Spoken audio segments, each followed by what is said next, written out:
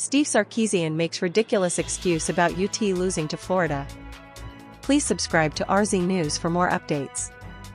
The Texas Longhorns are in a close race with the Penn State Nittany Lions for most disappointing college football team through the first half of the 2025 season.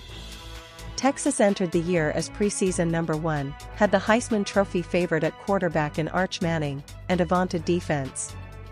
Yes, they had a difficult start to the schedule, with a road trip to play the Ohio State Buckeyes. But their offense was expected to take another step forward with a generational talent running it. The extremely expensive defense was supposed to suffocate opposing offenses. This was the year Texas would run the SEC. Instead, after a disappointing 29-21 loss to the Florida Gators in Gainesville, the Longhorns are 3-2.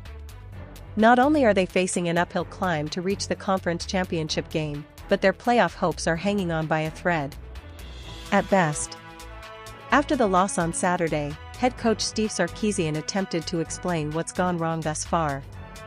And did an exceptionally poor job of it. Steve Sarkisian blames the Swamp 4 loss to Florida.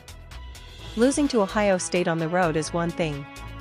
Losing to a 1-3 Florida team on the road is another. As part of his explanation for their struggles to beat Power 4 teams this year, Sarkisian said to compare their schedule and outcomes with other teams across college football. I mean, how many teams are there in college football?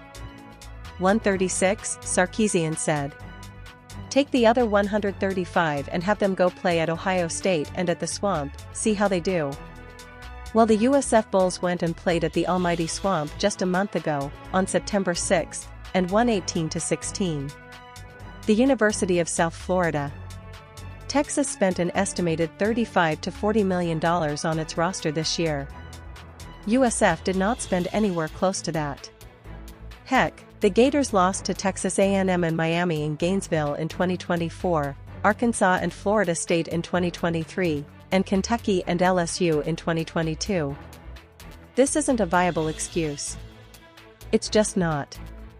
It was nearly impossible for Texas to go undefeated this year.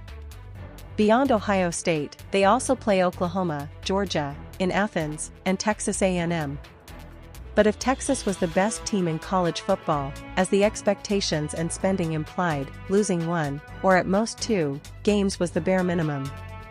Sure, the Longhorns could run the table, go 10-2, and fulfill the preseason hype. But that's unrealistic, at best, given how they've played. ESPN's FPI, for example, gives them just a 3.2% chance of winning out, with the most likely outcome an 8-4 record. What's the excuse going to be if they lose at Mississippi State? Imagine playing in Starkville.